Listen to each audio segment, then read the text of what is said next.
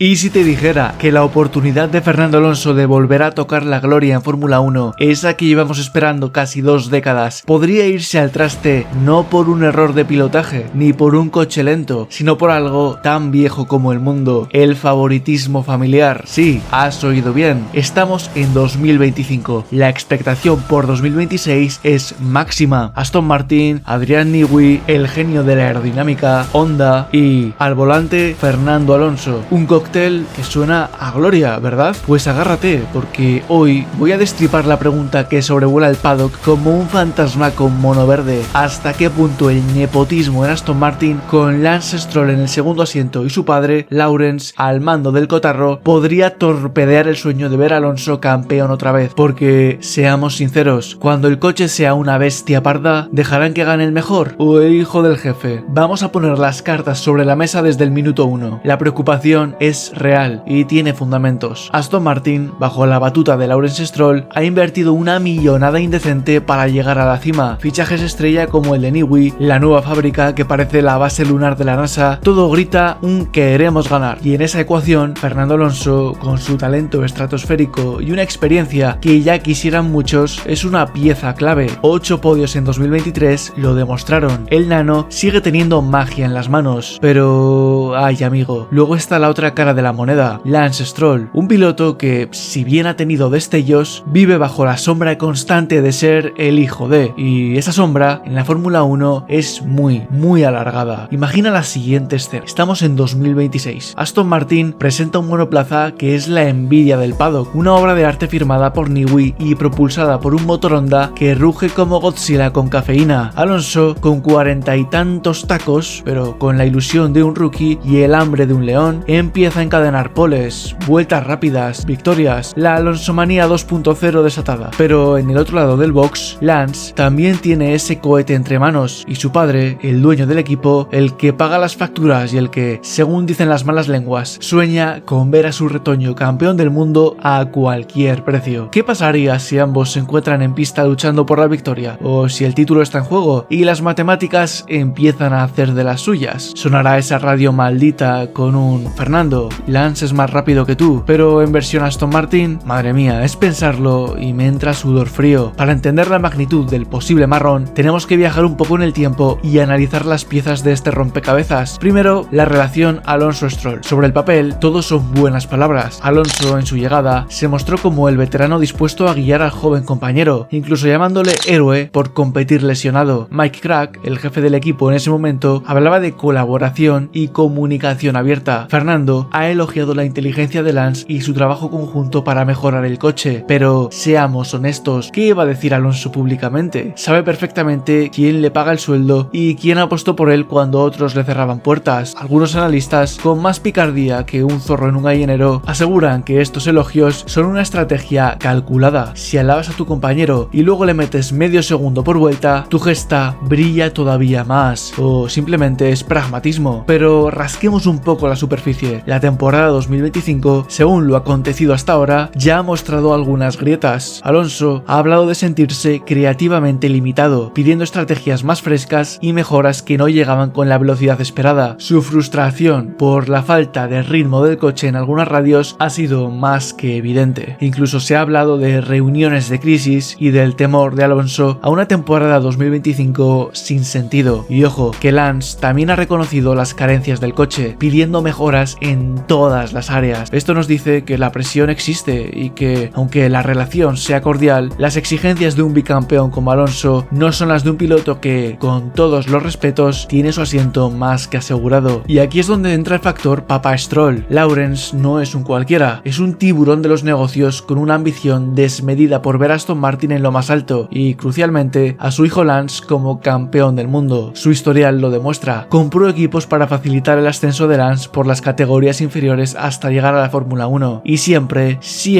ha defendido a su hijo capa y espada, achacando sus malos resultados a la mala suerte más que a una posible falta de talento. Esta devoción paternal es comprensible. ¿Qué padre no querría lo mejor para su hijo? Pero en un deporte tan despiadado y meritocrático, o al menos intenta serlo, como la Fórmula 1, esto puede generar un conflicto de intereses brutal. Si el rendimiento de Lance no está a la altura de un coche campeón, ¿qué pesará más en la balanza confianza de Lawrence? ¿El éxito del equipo o el de su hijo? Ya en 2023 esto costó dinero al equipo en posiciones en el campeonato de constructores. Demuestra que tomas mejores decisiones que Lawrence Stroll y haz clic en el botón de suscribirte. Respecto a las preocupaciones con 2026, ¿tenemos pruebas, indicios, algo tangible que nos haga pensar que esto pueda pasar? Pues sí, amigos, tenemos el infame Gran Premio de Hungría de 2024, una carrera donde Lance Stroll ignoró repetidas órdenes de equipo de su ingeniero Andrew Wishart para dejar pasar a Fernando Alonso, que venía con mejor ritmo. Sí, ignoró las órdenes en un equipo donde tu padre es el dueño. Esto, como mínimo, huele a chamusquina. No estamos diciendo que sea una política sistemática de favoritismo, pero desde luego es una señal de alarma del tamaño del hospitality de Red Bull, un precedente que nos hace arquear la ceja y pensar, ojo, cuidado con esto en 2026. Luego está la fría y dura estadística. Si comparamos el rendimiento de Alonso y Stroll como compañeros de equipo, los números son, como diría aquel, bastante elocuentes en términos de puntos, podios y prácticamente cualquier métrica que se os ocurra. Alonso sale ganando por goleada. Y eso que Mike Crack ha llegado a hablar de márgenes muy pequeños entre ellos, unas declaraciones que, con todo el cariño, suenan más a querer mantener la moral alta de Lance o a pura diplomacia de equipo que a una realidad palpable en la pista. Incluso en periodos complicados para el equipo, Alonso ha solido clasificar y terminar muy por delante de su compañero. Algunos analistas como Ted Kravitz, que de esto saben un rato, básicamente coinciden. Alonso es claramente el piloto más rápido y consistente, y la presencia de Stroll en la Fórmula 1 se debe en gran medida a la chequera y la propiedad de su padre. Esto no lo digo yo, lo dice cualquier experto que lleve años cubriendo este circo, y no es por ensañarme con Lance, que seguro que se esfuerza como el que más, pero la Fórmula 1 es la élite de la élite, y aquí no valen las medias tintas. Pero hay dos ingredientes que lo van a cambiar todo en la Fórmula 1, Adrian Newey y Honda. La llegada de Newey a Aston Martin es sencillamente el fichaje más importante de la historia para ellos, el hombre que convierte el aire en carga aerodinámica y los coches en absolutos misiles, un genio cuyo historial de éxitos es tan largo como la recta de Bakú. Y Newey, amigos, no ficha por un equipo para hacer bulto, ficha para ganar, y para ganar necesita al mejor piloto posible exprimiendo sus creaciones, su presencia y el hecho de que, según se sabe, tiene una participación en el equipo, podría diluir un poco el control total de Lawrence Stroll sobre las decisiones de pilotos y poner un mayor énfasis en la meritocracia. Newey querrá ver su coche en lo más alto, pilotado por quien le saque hasta la última milésima. ¿Se imaginan a Newey teniendo que diseñar un coche con limitaciones para no perjudicar a uno de los pilotos? Sería como pedirle a Picasso que pinte con los pies atados. Y luego está Honda. Vuelven a la Fórmula 1 en 2026 como motorista exclusivo de Aston Martin y vuelven con ganas de demostrar que lo de Red Bull no fue casualidad. Quieren un motor ganador, fiable, una bestia, y un motor así necesita un piloto que lo lleve al límite, que sepa gestionarlo, que dialogue con él. ¿Adivináis quién encaja en ese perfil como un guante? Exacto, Fernando. La combinación Alonso, Newey y Honda es, sobre el papel, dinamita, una alineación de astros que podría devolvernos al Alonso más depredador, al que luchaba por mundiales con coches a veces inferiores. Pero aquí viene el pero con mayúsculas. ¿Qué pasa si ese coche es tan insultantemente bueno que incluso Lance Stroll pueda hacer grandes cosas con él? O si simplemente Lawrence Stroll considera que su hijo, con ese material, ya está listo para ser el número uno indiscutible del equipo. Podríamos ver situaciones surrealistas, estrategias de paradas en boxes diseñadas para beneficiar al canadiense, incluso si comprometen la carrera de Alonso, órdenes de equipo más o menos sutiles, o, y esto ya sería el colmo del esperpento, una asignación desigual de mejoras o evoluciones, con el coche de Stroll recibiendo siempre lo último de lo último. Se ha rumoreado incluso que Stroll ha recibido mejoras antes que Alonso en alguna ocasión, aunque fuera por reparaciones en su chasis. Son pequeños detalles que, en la lucha por un mundial, marcan una diferencia abismal. Imaginad la frustración de Alonso, después de años de travesía por el desierto, de luchar con monoplazas que no estaban a la altura de su talento. Por fin tiene la herramienta definitiva y le ponen palos en las ruedas desde su propio garaje. Sería una puñalada trapera a su legado, a sus fans y a la propia esencia de la competición, porque Fernando es un animal competitivo, un tipo que no tolera las injusticias. Si percibe un favoritismo descarado, tened por seguro que no se va a quedar callado, y eso podría generar una tensión interna en Aston Martin que ni el mejor psicólogo deportivo podría solucionar. La Fórmula 1 está llena de historias de favoritismos y órdenes de equipo. Son tácticas, a veces comprensibles desde el punto de vista del equipo para maximizar puntos, sobre todo cuando un piloto lucha por el campeonato campeonato. Pero lo de Aston Martin es diferente. Aquí no hablamos de un equipo favoreciendo a su piloto estrella frente al segundo piloto normal. Hablamos del dueño del equipo y su hijo. Y eso, amigos, cambia las reglas del juego. No hay muchos precedentes directos de un dueño de equipo perjudicando deliberadamente a un piloto estrella para beneficiar directamente a su hijo. Al menos no de forma tan flagrante como para regalarle un mundial. Pero el concepto de pilotos de pago o aquellos que llegan con un pan bajo el brazo o un padre multimillonario siempre ha generado debate sobre la justicia y las oportunidades en la Fórmula 1. Pero ¿se atrevería Lawrence Stroll a tanto? ¿A sabotear las opciones de un bicampeón del mundo como Alonso con el prestigio que eso daría al equipo solo para que su hijo Lance brille más? Parece una locura, ¿verdad? Y en cierto modo lo es. Impedir deliberadamente que Alonso gane, si tiene coche para ello, sería un golpe brutal a la reputación de Aston Martin. Los patrocinadores, que invierten millonadas para asociarse al éxito y la buena imagen, no estarían precisamente contentos. Y los fans,